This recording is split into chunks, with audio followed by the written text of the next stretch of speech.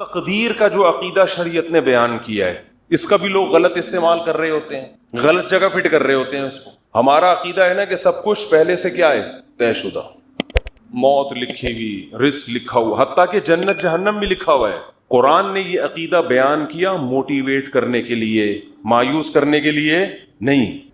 ہم کیا ہو رہے ہیں، مایوس، کہ یار جب جنت بھی لکھی ہوئی جہنم بھی لکھی ہوئی تو عمل کا کیا فائدہ، جانا تو جہاں ہے وہیں جائیں گے ہم، ٹھیک ہے نا۔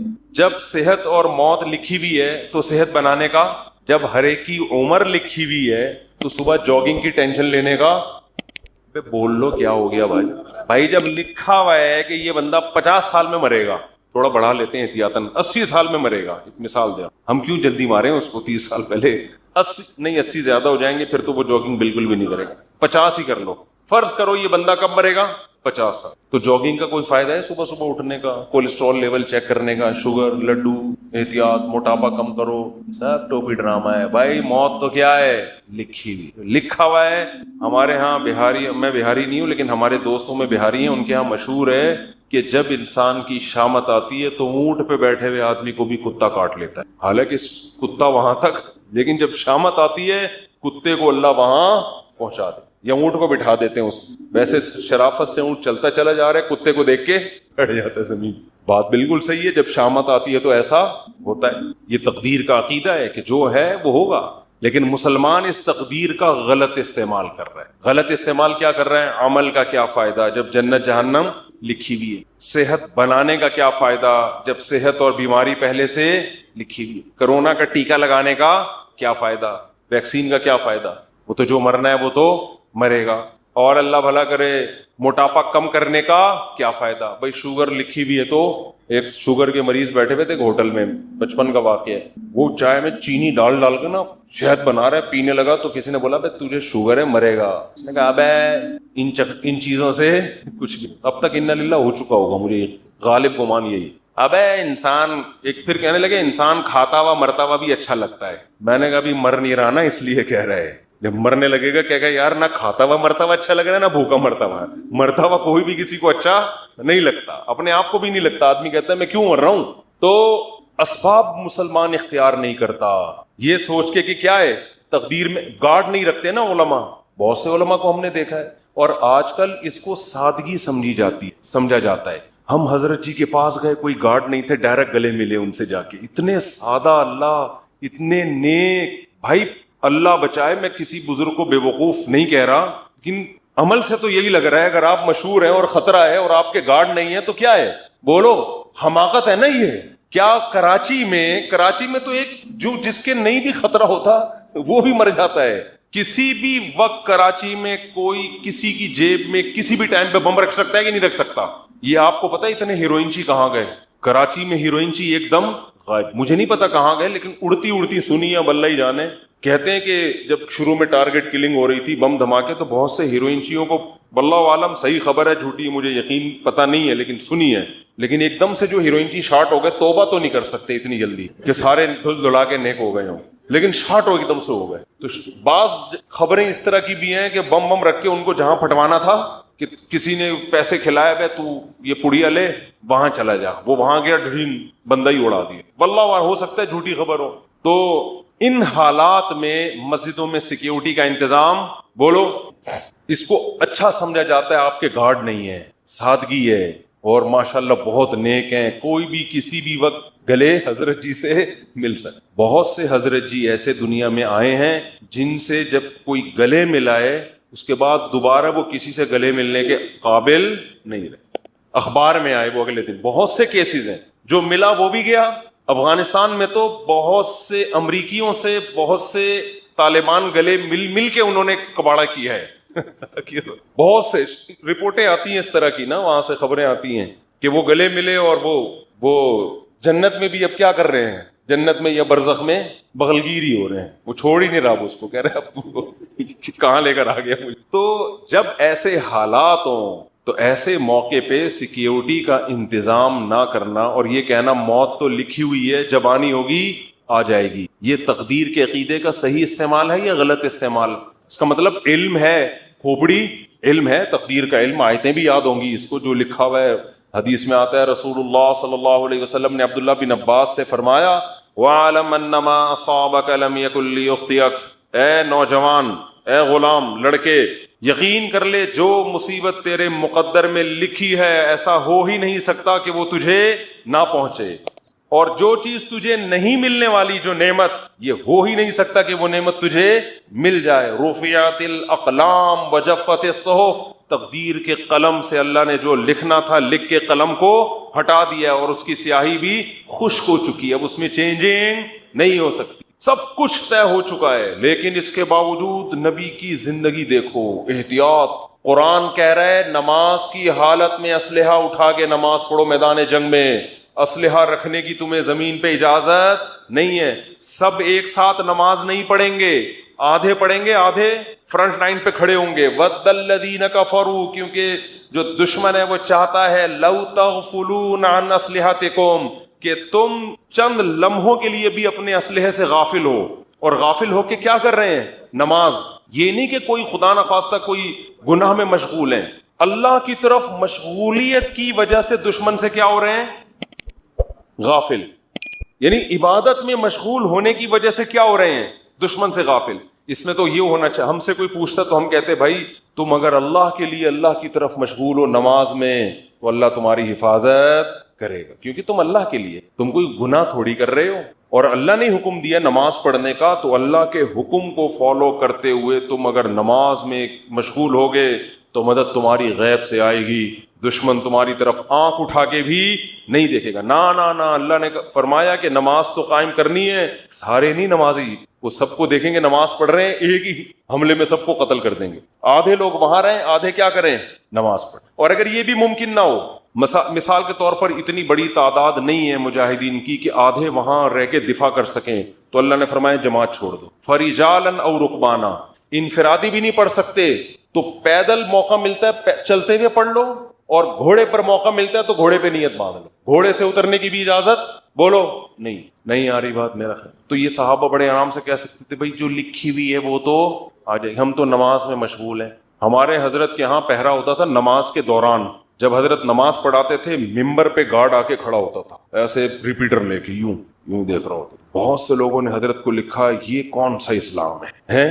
نماز میں ہم اللہ کی طرف مشغول ہیں، اور محراب پہ ممبر پہ کون کھڑا ہوا ہے؟ گارڈ کھڑا ہوا ہے نماز کے دوران، یہ کیا ہے؟ فرمایا کہ نماز کے دوران نہیں بم پھٹ سکتا کیا؟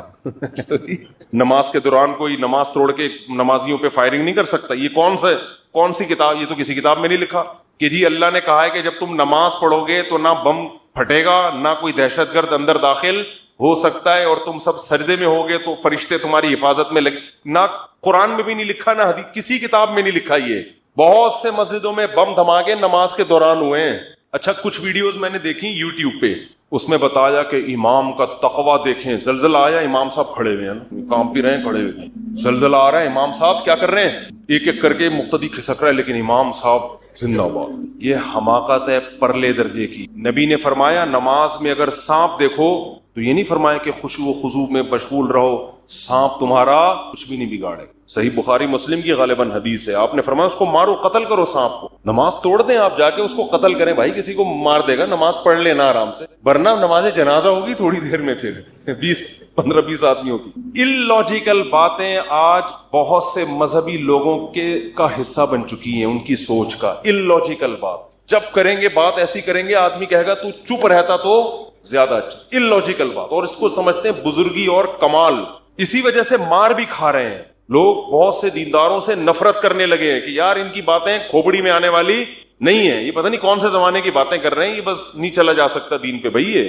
تو میں یہ عرض کر رہا تھا، ادھر قرآن نے حکم دیا کہ نماز کے دوران بھی، کیونکہ ایسا نہ بلا وجہ کلاشن کوفے لے کے مسجدوں میں آ جائیں جہاں خطرہ ہو، میدان جنگ میں تو خطرہ ہوتا ہے نا، تو قرآن کیا کہہ رہا ہے؟ نماز میں بھی آپ نے اسلحہ اٹھا کے نماز پڑھی، اور آدھے لوگ ادھر ہوں گے، یہ بھی نہ ہو فرجالاً او رکبانا، تو پیدل یا سوار ہو کے نماز پڑھو۔ جماعت سے نماز ایسے موقع پہ کیا ہے؟ معاف ہے، کیونکہ اصل مسئلہ کیا ہے؟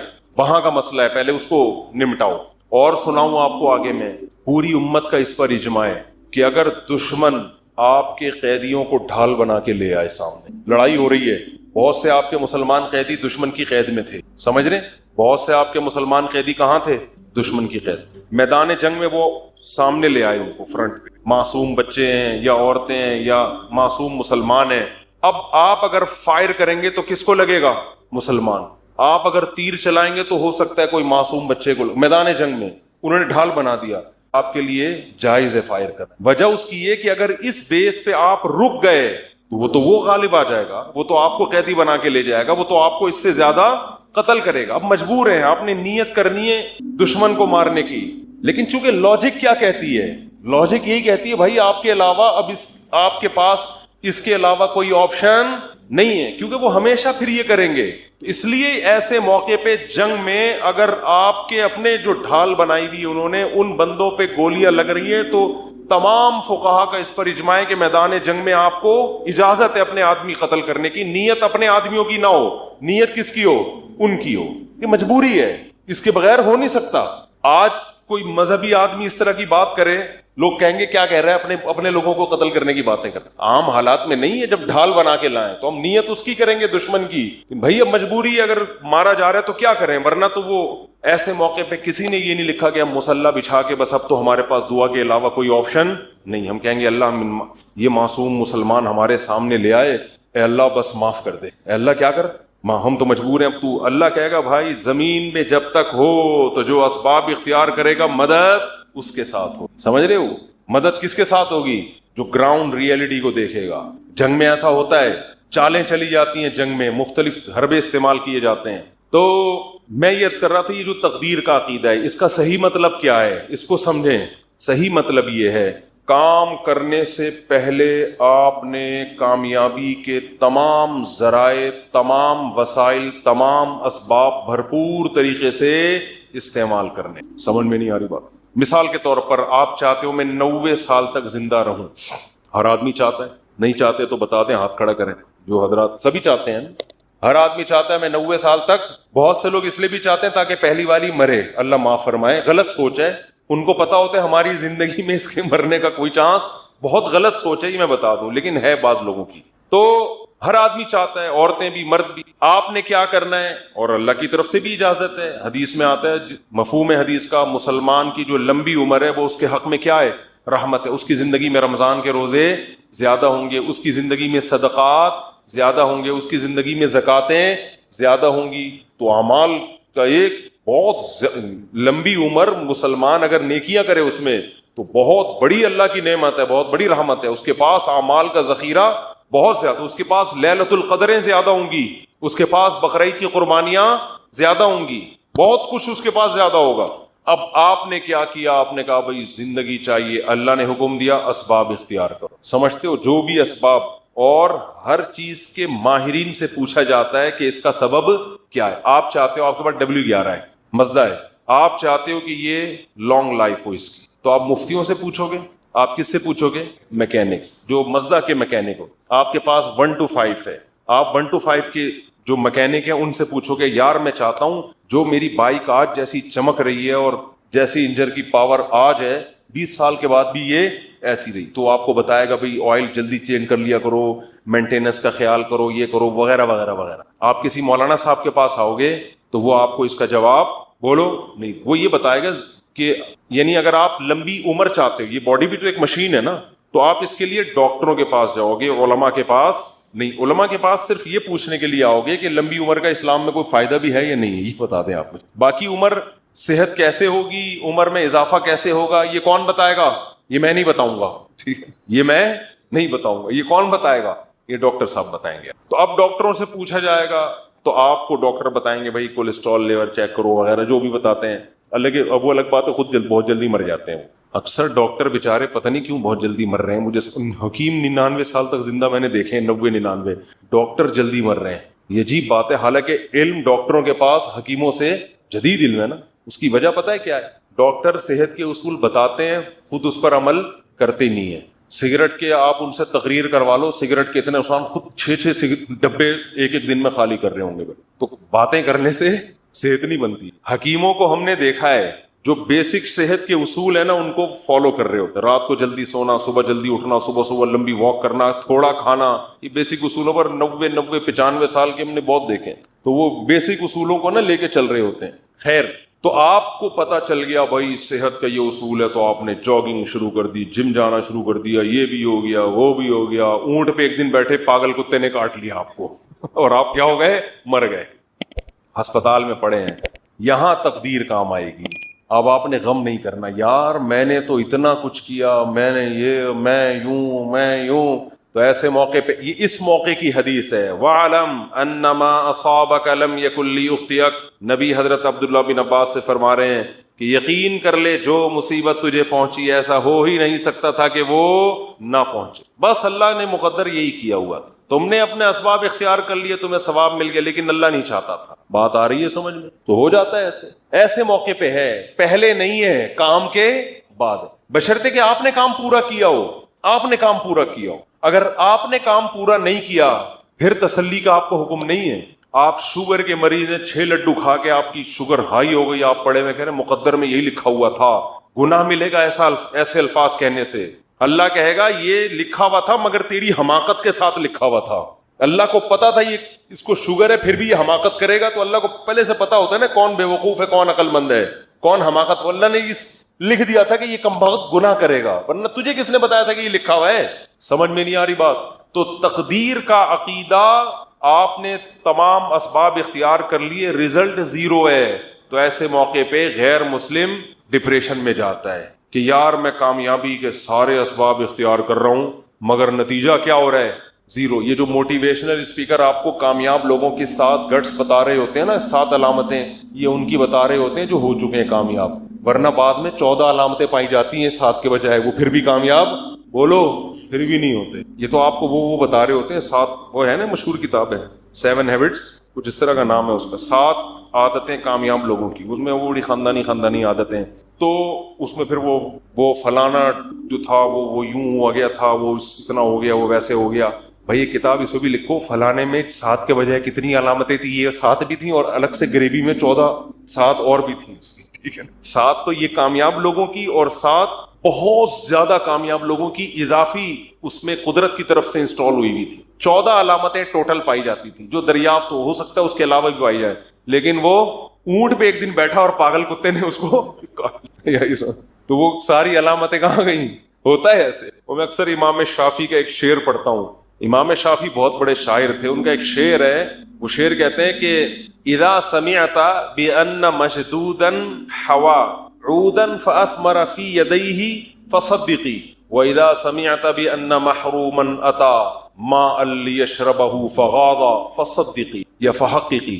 امام شافعی فرماتے ہیں کہ اگر تمہیں پتا چلے نا کسی کی اچھی قسمت ہے, خوش قسمت آدمی, اس نے ایک دن لکڑی ہاتھ میں پکڑی اور لکڑی نے وہیں پھل دینا شروع کر دیے, ابھی اس نے اس کو زمین میں دبایا بھی نہیں, درخت بھی نہیں, پانی, کھاد, یہ ٹینک, اس پروسیس سے گزرے بغیر ہی قدرت نے اس کا ایسا ساتھ دیا کہ لکڑی نے یا بیج نے ہاتھ میں ہی پھل دینا شروع کر دیے. فصدقی, تصدیق کر دیا کرو, خوش قسمتوں کے ساتھ ایسے واقعات ہو جاتے ہیں. مٹی میں ہاتھ ڈالیں سونا بن جاتی ہے, وہ ہوتا ہے نا, جس کاروبار میں ہاتھ ڈال رہے ہیں وہ ایک دم چلنا شروع. ایسے بہت سے لوگ ہم نے دیکھے, وہ گولے گنڈے کی ریڑھی لگائیں کروڑپتی ہو جاتے ہیں, اور جناب وہ جس کام میں ہاتھ ڈالتے ہیں برکت. اور ایسے لوگ بھی ہیں, کوئی کروڑپتی تاجر نے ان کو بلا کے صرف چائے پلا دی اپنی دکان پہ مشورہ لے لیا چھوٹا سا, اور کاروبار ٹھپ ہونا. کروڑوں کے کاروبار جب ان کے حوالے کرو تو ایک دم بیٹھ جاتا ہے. بعض دفعہ ان کی اپنی حماقت ہوتی ہے, بعض دفعہ اللہ کی طرف سے بھی ہوتا ہے. تو فرماتے ہیں وَإِذَا سَمِعْتَ بِأَنَّ مَجْدُودًا حَوَا عُودًا فَأَثْمَرَ فِي يَدَيْهِ فَصَدِّقِي. خوش قسمت آدمی کے بارے میں اگر تم نے سنا کہ لکڑی ہاتھ میں پکڑی اور اس نے پھل دینا شروع کر دیا, مان لیا کرو ایسے واقعات ہو جاتے ہیں خوش قسمتوں کے ساتھ. وَإِذَا سَمِعْتَ بِأَنَّ مَحْرُومًا أَتَى. اور جو بدقسمت آدمی ہے اس کے بارے میں کبھی یہ خبر سننے کو ملی کہ اس کو صرف پانی چاہیے تھا, کوئی کروڑوں اربوں روپے بھی اس کی خواہش بیچارے کی نہیں, وہ کہہ رہے پانی مل جائے مجھے پیاس لگ رہی ہے, اور اسباب ایسے پیدا ہوئے کہ بھرا ہوا کنواں, اب تو ملے گا ہی پانی, اب وہ خوش ہو گیا کہ اب تو میری قسمت جاگ گئی بھائی، صرف ایک دو گلاس نہیں، کنواں کیا ہے بھرا ہوا اور میرے قریب ہی ہے، اب تو پانی تو ملے گا، میں تو کروڑوں بھی نہیں مانگ رہا اللہ سے۔ وہ پانی پینے کے لیے آیا، کنویں نے اس کو دیکھ کے، پانی نے جب اس کو دیکھا، اس کو دیکھ کے نیچے ہو گیا کہ تجھے نہیں، سب کو ملے گا تجھے نہیں ملے گا۔ یعنی پانی نے جب اس کو دیکھا نا یہ آیا ہے، پانی نے کہا میں نیچے جا رہا ہوں۔ اس کو دیکھ کے، یہ شاعری میں تو تھوڑا مبالغہ ہوتا ہے بات سمجھانے کے لیے، اس کو بھی لوگ پڑھ کے بیٹھ جائیں گے، یار امام شافعی اتنے بڑے محدث، یہ کیسی باتیں ہیں؟ بھائی یہ سمجھانے کے لیے ہے نا، یہ سمجھانے کے لیے۔ تو کہتے ہیں وہ دیکھ کے نیچے چلا جائے تو کیا کرنا ہے؟ حقیقی اس کو بھی صحیح قرار دے دیا کرو، یار ہوتا ہے بعض دفعہ اونٹ پہ بیٹھے آدمی کو کتے کاٹنے کا مطلب یہی ہے۔ تو لیکن یہ کب سوچنا ہے؟ کام ہونے کے بعد۔ جیسے غزوہ احد میں مشورے ہوئے، سب کچھ ہوا، شکست ہو گئی، تو اللہ نے کیا فرمایا؟ غم کرنے کی اجازت۔ تلک الایام نداولها بین الناس، یہ ایام ہم الٹ پلٹ کرتے ہیں، کبھی ان کو فتح، کبھی تمہیں فتح، کبھی ان کو شکست، کبھی تمہیں شکست۔ بس یہ تو اللہ کے، اگر ہمارے ہی اس کاموں سے سب کچھ ہونے لگے تو ہم میں اور اللہ میں کوئی فرق رہے گا پھر؟ ابے کیا ہو گیا بھائی، کیوں سمجھ میں نہیں آ رہا؟ تو یوں ہی تھوڑا سا کیا کرو نا۔ اگر ہمارے ہی کرنے سے سب کچھ ہو رہا ہو تو پھر ہم میں اور اللہ میں کوئی فرق ہے؟ پھر تو ہم تو اللہ بن گئے نا، جو کر رہے ہیں وہ ہو رہا ہے۔ ایسا نہیں ہے، بعض دفعہ ہم کچھ کریں گے ہو جائے گا، بعض دفعہ پورا زور لگا دیں گے کچھ بھی نہیں ہوگا۔ مائیکل جیکسن نے صحت اور زندگی پر جتنا زور لگایا تھا نا زندہ رہنے کی، اس نے ایسی کوشش کی ہے کہ میں اور آپ خواب میں بھی اس کوشش کا تصور نہیں کر سکتے۔ دیکھو ہمیں نہیں پتا ہمارے گردے صحیح کام کر رہے ہیں کہ نہیں کر رہے، ہمیں نہیں پتا ہم نے تو لنگس ونگس کا کوئی ٹیسٹ کرایا نہیں، چل رہے ہیں توکل پہ، یار سانس آ رہا ہے، صحیح ہوں گے انشاءاللہ اللہ نے چاہا، ہم تو اس امید پہ جی رہے ہیں۔ اور اللہ نہ کرے، اللہ نے کہ گردے خراب ہو گئے، ہمارے پاس تو اسپیئر میں کوئی گردہ این موقع پہ ہوگا، پہلے فلاں کا گردہ پکڑ، فلاں کا گردہ پکڑ، وہ بھی ریلیشن، لوگوں کو پتہ نہیں ملتا بھی ہے کہ نہیں ملتا، یہ ٹینشن ہوگی کہ نہیں؟ ملے، لگ گیا ٹھیک ہے، نہیں لگا انا للہ و انا الیہ۔ مائیکل جیکسن نے کہا یہ رسک میں نہیں لے سکتا۔ مائیکل جیکسن نے کوئی بندہ پکڑا، ڈاکٹر صاحب اس کا گردہ لگ سکتا ہے؟ ڈاکٹروں نے کہا ہاں لگ سکتا۔ اس نے کہا تیرا گردہ میں نے اتنے کروڑوں میں خرید لیا، ابھی اپنے اندر ہی لگا رہنے دے، اگر بالفرض فیوچر میں مجھے کڈنی کی ضرورت پڑی تو تیرا جو رائٹ والا کڈنی ہے وہ تیرا نہیں ہے، وہ کس کا ہے؟ میرا، اور اس کے ایڈوانس پیسے پکڑا۔ یہ ہر مہینے پیسے دینا یہ حرام ہے، یہ اسلام میں یہ جائز نہیں ہے، لیکن ان کے یہاں کیا حلال حرام، جب ڈانس کرنا حلال ہے ان کے تو باقی کیا رہ گیا۔ تو یہ سارے جو پارٹس جو لگ سکتے ہیں، اس کے پہلے سے سودے ہم کورونا کے باوجود غلط کر رہے ہیں، گلے مل رہے ہیں ایک دوسرے سے، اچھا کام نہیں ہے۔ اگر اس وقت مائیکل جیکسن زندہ ہوتا نا، کورونا کی ٹینشن سے ویسے ہی اس نے مر جانا تھا، یہ بتا رہا ہوں، کیونکہ وہ ہاتھوں میں گلوز پہنتا تھا کہ کسی کے ہاتھ سے ہاتھ مس ہوگا، اور جراثیم کی الیک سلیک میں برداشت نہیں، میں اپنے جراثیم کو کسی دوسرے کے جراثیم کو عید ملنے کی اجازت نہیں دے سکتا اپنے جراثیم کے۔ اگر وہ غالب آ گئے اور میرے والے کمزور پڑ گئے تو میرا کیا بنے گا؟ آرمی بھیجی انہوں نے کہ بھائی اس کو اٹھاؤ، اس کا اتنا بڑا شو ہونے والا ہے، کروڑوں روپے کے ٹکٹ بک گئے ہیں، پولیس آئی، فوج آئی، نیٹو نے حملے کیے ہوں گے، اٹھ جا بھائی۔ اس نے کہا بھائی میں ایسا سویا ہوں مجھے دنیا میں کوئی بھی نہیں اٹھا سکتا، کیونکہ یقین نہیں آ رہا تھا کہ یہ کیسے سو گیا یار، پتہ ہی نہیں چلا کب روح نکلی ہے، دار خالق حقیقی سے جا ملی۔ تو یہاں مائیکل جیکسن کے لواحقین، اول تو ہوتے ہی نہیں ان لوگ کے لواحقین بھی نہیں ہوتے زیادہ، ان لوگوں کے لواحقین بھی زیادہ، نہ شادی ہوتی ہے نہ بچے ہوتے ہیں، لواحقین تو ہم لوگ کے ہوتے ہیں بھائی۔ میں نے بتایا تھا نا گدھے کا کوئی باپ، اس کو گدھا نہیں کہہ رہا مائیکل جیکسن کی، ایک مثال دے رہا ہوں، گدھے کا نہ ماموں ہوتا ہے، نہ خالہ ہوتی ہے، نہ پھپھی، نہ چاچا، نہ بھتیجا، نہ بھانجا۔ تو اگر آپ نکاح کے بغیر زندگی گزارتے ہو، گدھا نکاح کے بغیر زندگی گزارتا ہے نا، تو نہ اس کا خالہ ہے، نہ بھتیجا ہے، نہ ماموں، نہ چاچا۔ جو نکاح کے بغیر زندگی گزارتے ہیں ان کا بھی نہ باپ ہوتا ہے، نہ خالہ، نہ چاچو، نہ ماما۔ مائیکل جیکسن کا تھا، لیکن میں ایک مثال ہوں، بہت سمٹ کے بہت تھوڑے سے رہ گئے، ایک عدد ابا اور شاید کوئی وہ ہیں بیوی تھی، بچی بھی ایک، چلو بہت بزرگ تھے ان کے۔ یہ بہت بڑا خاندان تھا مائیکل جیکسن کا، کہ ایک عدد بیوی اور ایک عدد بہت عظیم خاندان۔ شادی پہ کتنے لوگ آئیں گے یار؟ اب شادی کس کی بیٹی کی شادی پہ، سوری، ایک گورے نے کتاب لکھی ہے ٹینشن سے بچنے کی۔ اچھا جو بیٹی ہوتی ہے نا اس کا بھی باپ سے ریلیشن کیا ہوتا ہے وہ میں آپ کو اس کتاب میں بتا رہا ہوں۔ یعنی ایک بیٹی پیدا ہوئی، ان کا مائیکل جیکسن کی نہیں، ایک نارمل جن کی ہوتی ہے۔ گوروں میں ایک شخص نے، ماہر نفسیات نے کتاب لکھی ہے گوروں کو ٹینشن سے بچانے کے لیے۔ ٹینشن تو بہت زیادہ ہے نا وہاں، ڈپریشن سے بچانے کے لیے۔ اس میں ایک بات لکھی ہے کہ اگر آپ کسی ٹینشن میں ہیں تو سب سے پہلے یہ طے کرنا ہے کہ یہ ٹینشن کسی اور کی ہے یا آپ کی ہے. بعض دفعہ آپ کسی اور کی ٹینشن میں خود لے رہے ہو. پھر اس نے مثال دی جیسے بیٹی کی شادی, اس نے کہا یہ بیٹی کی ٹینشن ہے, آپ کی. یار تو کیا کہہ رہے ہیں. اس نے کہا یہ آپ کی ٹینشن نہیں ہے, یہ کس کی ٹینشن ہے. تو آپ تو اس کو لطیفہ اس لیے سمجھ رہے ہو کہ ہمارے ہاں باپ بیٹی کا ریلیشن بہت مضبوط. بیٹی کو اتنی ٹینشن نہیں ہوتی جتنی باپ کو ہوتی ہے, کیونکہ بچیاں تو نہ سمجھ ہوتی ہیں, ان کو نہیں پتا ہم فیوچر کو تباہ کر رہے ہیں. باپ کو زیادہ ہوتی ہے. تو بھائی آپ خدا کے لیے ایسی کوئی کتاب نہ لکھیں. آپ جب ماہر نفسیات ہوں تو لکھیں کہ اگر آپ کی بیٹی کی ٹینشن ہے تو وہ آپ کی ٹینشن ہے, اس کو حل کس نے کرنا ہے, کیونکہ آپ اس کے باپ ہو. صرف بلڈ ریلیشن نہیں ہے, ایک روحانی ریلیشن بھی ہے باپ بیٹی میں. خیر, کہاں سے بات چلی تھی, کدھر کو نکل گئی, میں کیا بتا رہا تھا یار بیان.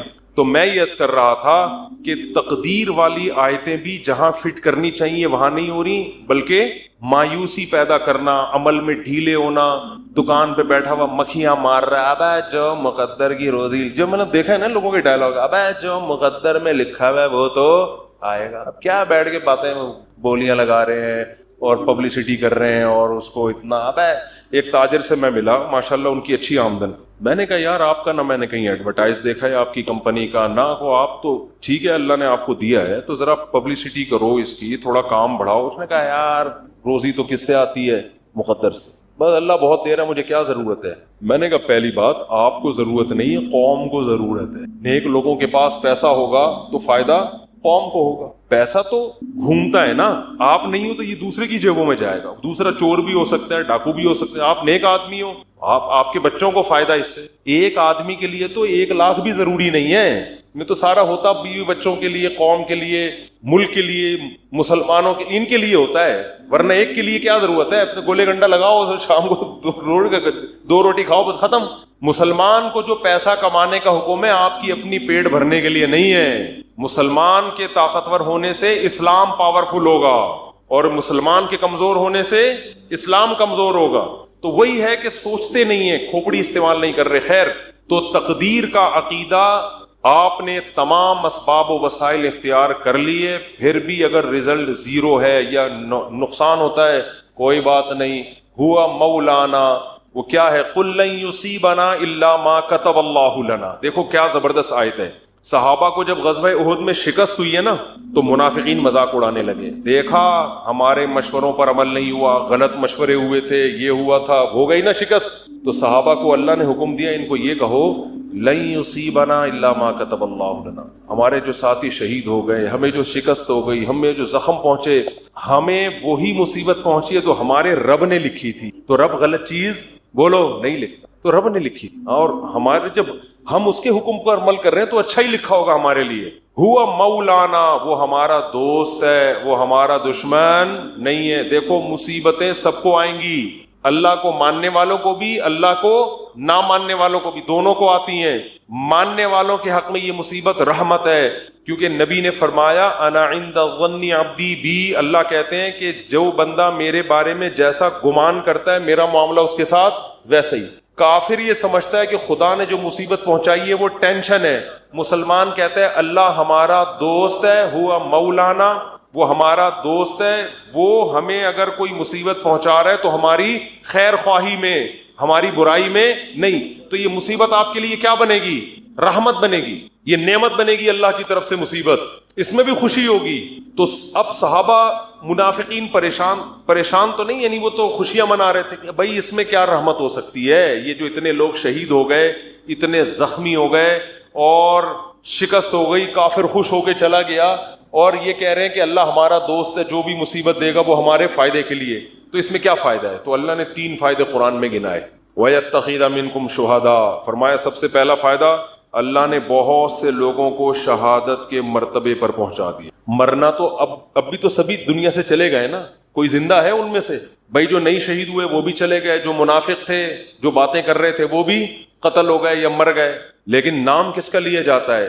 غزوہ احد کے شہداء کا. حضرت حمزہ رضی اللہ تعالیٰ عنہ کی قبر مبارک پانی کے کنارے پر تھی. عمر بن عبدالعزیز کے دور میں کسی کو خواب آیا کہ وہ انہوں نے بتایا کہ پانی گزر رہا ہے اور میری میت کو یہاں سے نکالو. تو وہاں سے ان کی جب میت کو نکالا گیا تو بالکل تازہ خون بہ رہا تھا. شہداء کا خون تو میں نے خود سونگا ہے, اور کچھ شہداء کے خون کی خوشبو تو میں نے اپنی ناک سے سونگھی ہے.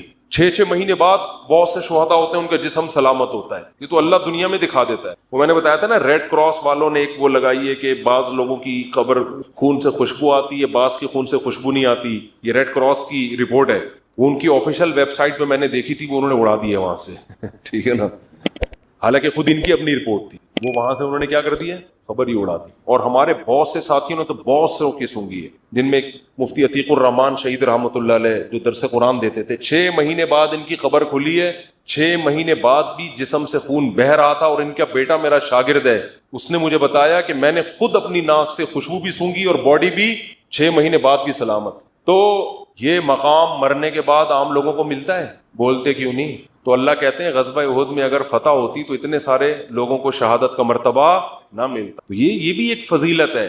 ہم تو آخرت کے لحاظ سے بھی سوچنا ہے. دوسرا اللہ نے کیا فرمایا, وَلِيُمَحِّصَ اللَّهُ مَا فِي قُلُوبِكُمْ. جب مشکلات آتی ہیں تو انسان نکھرتا ہے. ممی ڈیڈی والے بچوں کو آپ کبھی بڑا کام دنیا میں کرتے ہوئے نہیں دیکھ. دنیا میں آپ ممی ڈیڈی بچوں کو بڑا کام, دوسری شادی بھی نہیں کر سکتے. آہستہ سے آپس کی بات ہے, یہ ہماری آپس کی بات, اس کا بیان سے کوئی تعلق نہیں. تو پہلے بھی نہیں کر سکتی تو دور کی بات. امی سے پوچھتے ہیں, امی کر لوں, مجھے بتا رہے ہوتے ہیں نا, امی کہ نہیں ابھی نہیں, تو کہہ رہے ہیں چلو کوئی بات. تو امی سے تو پوچھنا چاہیے, لیکن ایک عمر ہوتی ہے, 40 سال تک سے پوچھ رہا ہے یار تو بس کر, اب بس ہو گیا یار, 40 سال تو اب ہو گئی نا, اب امی سے پوچھے بغیر کر لو یار, اس عمر میں تھوڑی. ویسے تو اماں ابا سے پوچھنا ہی چاہیے, کہاں کرنی ہے اس میں پوچھنا چاہیے, کرنی نہیں کرنی اس میں پوچھنے کی ضرورت, تو کرنی ہے, کہاں کرنی ہے یہ بتا دو آپ, یہ پوچھنا چاہیے. اچھا خیر, تو اللہ کہتے ہیں کہ یہ مشکلات دیکھو, دنیا میں جہاں بھی فورسز کو ٹریننگ دی جاتی ہے تو گدوں پہ نہیں دی جاتی, ایئر کنڈیشن کمروں میں, اور گدوں پہ سلا کے آرمی کو ٹریننگ نہیں دی جاتی کہ جی آپ نے کیڈٹ کالج میں گئے, سوری آپ نے جو ہے نا وہ کیڈٹ بھرتی ہو گئے, اب آپ کی 1 سال کی ٹریننگ ہے, آپ فوج میں گئے, جی کہاں ٹریننگ دی جائے گی, جی وہ فلاں مولٹی فارم کا گدا ذرا ایسا ہے اس پہ چوٹ نہیں لگتی, وہاں آپ کو ہم اچھل کود سکھائیں گے. ایسا ہوتا ہے. ان کو ٹریننگ دی جاتی ہے مشکلات میں, جنگلوں میں. اور وہ جو SSG کمانڈوز ہوتے ہیں, SSG کمانڈوز سے ایک میں نے انٹرویو لیا کچھ دن پہلے, اتنی ٹف ٹریننگ, میرے ہوش اڑ گئے یار. میں نے کہا انسان ہو یار, کیا ہوتا ہوں. 30-35 آدمی رہ گئے تھے, پتہ نہیں کتنے ہزار گئے تھے اس میں ٹریننگ میں. تو بہت ٹف ٹریننگ ہوتی ہے, لیکن وہ ٹف ٹریننگ کے بعد لائف بن جاتی, پھر کوئی کام ان کو ٹف لگتا نہیں. اس نے مجھے بتایا کہ SSG ٹریننگ میں اتنی ٹف ٹریننگ ہوتی ہے, جنگلوں میں چھوڑ دیتے ہیں بغیر پانی کے, بغیر خوراک کے, اور اس ٹف ٹریننگ میں بہت سے لوگ بھاگتے, جو بھاگنے چاہتا ہے اس کو بھاگنے دیتے ہیں. یہ زبردستی والا کام نہیں, بھاگتے بھاگتے تھوڑے سے لوگ آخر میں رہ جاتے ہیں. تو ٹف ٹریننگ کا فائدہ کیا ہوتا ہے, لائف آپ کی بن جاتی, پھر کوئی کام آپ کو ٹف لگتا نہیں, آپ چل سکتے ہو, آپ دوڑ سکتے ہو, پھر بہت اچھی زندگی گزرتی ہے, آپ ہنسی خوشی زندگی. جیسے پاکستانی جب باہر جاتا ہے تو سویڈن اور آسٹریلیا جیسے ملک میں ان کو ٹینشن نہیں ملتی تو وہ پاگل ہونے لگتے ہیں. اتنی ٹینشنیں دیکھی ہوتی ہیں, وہاں جا کے گوگل پہ ٹینشن لکھ کے تلاش کر رہے ہوتے ہیں, بھائی کہیں سے کوئی ٹینشن ملے تو ہمیں سوڑا, جتنی بجلی استعمال کر رہے ہو اتنا بل آ رہا ہے. اور حکومت بے روزگاروں کو بھی الاؤنس دے رہی ہے. ہسپتال میں جاؤ, اتنے خوبصورت ہسپتال, میں نے تھائی لینڈ کا ہاسپٹل دیکھا, بھائی اتنا خوبصورت, گدے مدے, بھائی اتنا, گھر میں آدمی کو وہ سہولت نہیں مل رہی ہوتی, تو اتنا کوئی ٹینشن ہی نہیں ملے گی تو بعض دفعہ آدمی عادی ہو جاتا ہے نا ٹینشنوں کا. دوسری شادی والا تو ایسے ملکوں میں رہ ہی نہیں سکتا, حقیقت بتا رہا ہوں آپ کو. تو میں یہ عرض کر رہا تھا, قرآن نے کیا کہا کہ جو زخمی ہوئے اور یہ جو اتنا مسائل آئے, اس سے اللہ تمہارے دلوں کو کیا کر رہا ہے, نکھار پیدا. شاعر نے کہا ہے نا, آئینہ بنتا ہے رگڑے لاکھ جب کھاتا ہے دل, کچھ نہ پوچھو دل بڑی مشکل سے بن پاتا ہے دل. دل کو جب رگڑے لگتے ہیں نا, خواہشات کے خلاف چلتا ہے انسان, پھر دل کیا ہوتا ہے, چمکتا ہے. جس کی ہر خواہش پوری ہو اس کا دل مردہ ہو جاتا ہے. کبھی رمضان میں نور پیدا ہوتا ہے دل کے اندر, بھوکا پیاسا رہ کر, کھانے پینے سے نور پیدا نہیں ہوتا, نحوست آتی ہے, ہر خواہش آپ کی پوری ہو رہی ہے. تو تیسری اللہ نے نعمت یہ بیان کی کہ منافق اور مخلص میں اللہ نے کیا فرق کر دیا ہے, فرق. اگر ہمیشہ فتوحات ہوتی رہیں گی تو پتہ کیسے چلے گا اپنا کون ہے اور غیر کون, پھر تو بھیڑ چال ساری دنیا اکٹھی ہو جائے گی. اب اس پر ایک اشکال ہوتا ہے کہ اللہ تو خود بھی تو بتا سکتا ہے کہ منافق کون ہے اور نیک آدمی, اتنی ٹینشن میں تو نے ہم لوگ کو ڈال کے بتایا ہے. تو اللہ نے فرمایا وما کان اللہ لیطلعکم علی الغیب, اللہ کی عادت نہیں ہے کہ غیب کی خبریں تمہیں بتاتا رہے. اللہ نے دنیا کو دارالاسباب بنایا ہے, اسباب میں ڈالے گا تم نکھرو گے, اس سے پتا چلے گا اپنا کون ہے اور غیر کون. اگر اللہ نہیں کرنا ہوتا تو سب کچھ اللہ ویسے ہی کر دیتا. اللہ تمہیں آزمائے بغیر تمہارے دل کو اچھا بنا دیتا. اللہ ویسی شہادت کا دنیا میں ہی ثواب دے دیتا سب کو, جو مرو گے شہید والا ہی ثواب ملے گا. بھائی یہ دنیا دار الاسباب ہے, پہلے اس پروسیس سے گزرو گے اس کے بعد رزلٹ. تو 3 فائدے اللہ نے قرآن میں بتا دیے. شکست کے باوجود کتنے فائدے ہوئے ہیں؟ 3. اور اللہ نے کہا کہ منافق جو تمہارا مذاق اڑا رہے ہیں ان سے کہو لن یصیبنا الا ما كتب اللہ لنا, ہمیں تو وہی مصیبت پہنچی ہے جو اللہ نے لکھ دی ہے. ہوا مولانا, وہ ہمارا دوست ہے. اور هل تربصون بنا الا احدى الحسنيين ونحن نتربص بكم, ہمیں تو ایک ہی, ہمیں تو کامیابی ہے, لیکن ہم جو تمہارے ساتھ انتظار کر رہے ہونے والا کیا ہے؟ جو ٹینشن تمہیں پہنچے گی وہ اللہ کی رحمت نہیں ہوگی. وہ کیا ہے؟ ان یصیبکم اللہ بعذاب من عنده او بایدینا, ہماری تلوار سے تمہیں عذاب ملے گا یا اللہ کی طرف سے جہنم میں. یعنی یا تو اللہ ہم سے تمہیں لڑوا کے تمہیں شکست دے کے تمہیں ذلیل کرے گا, رسوا کرے گا, یا آخرت میں اللہ تمہیں رسوا.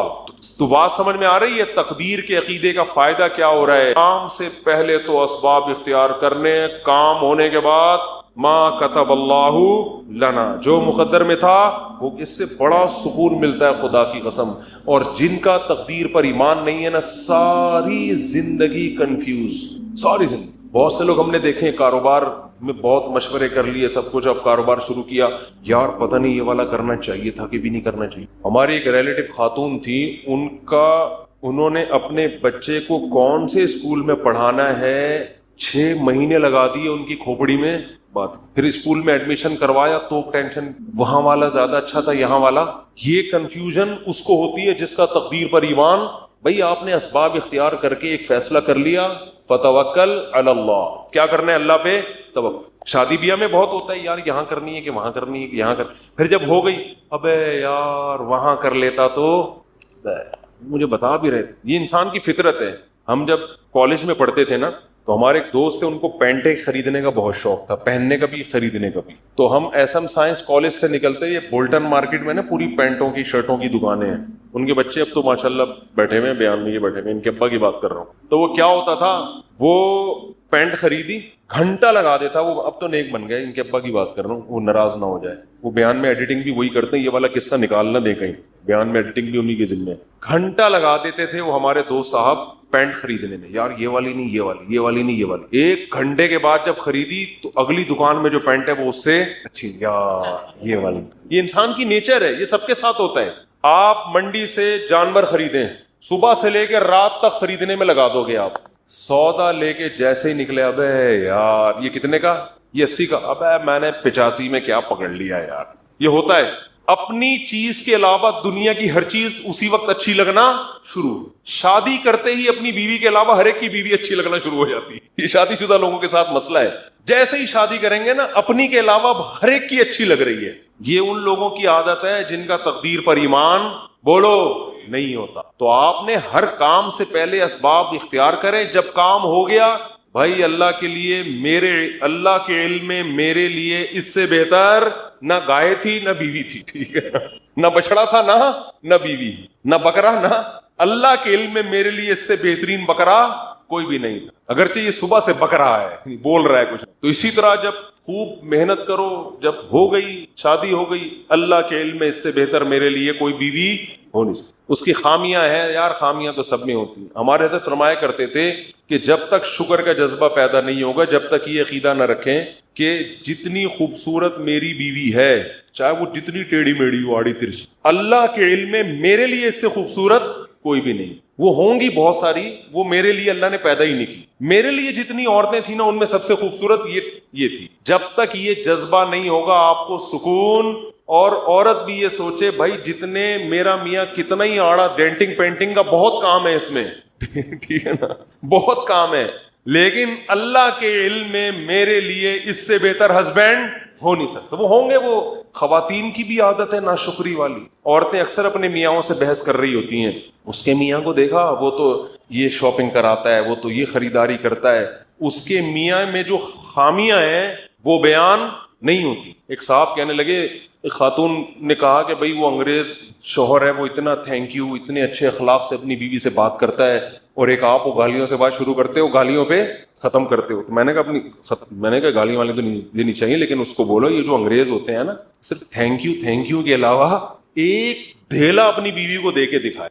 تو آپ اپنی وائف سے بولو کہ سارا نان نفقہ میرا معاف کر دو, گیس بجلی کا بل معاف کر دو, پھر اور اس ہر نوٹ کے بدلے میں ایک تھینک یو نہیں آ رہی بات, ہر نوٹ کے بدلے میں ایک تھینک یو. تو تھینک یو کی گردان پوری بیٹھ کے سنا دے گا, زندگی میں کبھی اس کی پیشانی میں بل نہیں آئے گا. تو یہ انسان کی نیچر ہے, دوسرے کی خامیاں نظر نہیں آتی, خوبیاں, اور اپنے والے کی خوبیاں نظر نہیں آتی, خامیاں نظر آتی ہیں. یہ مرد کے ساتھ بھی ہوتا ہے, عورت کے ساتھ بھی.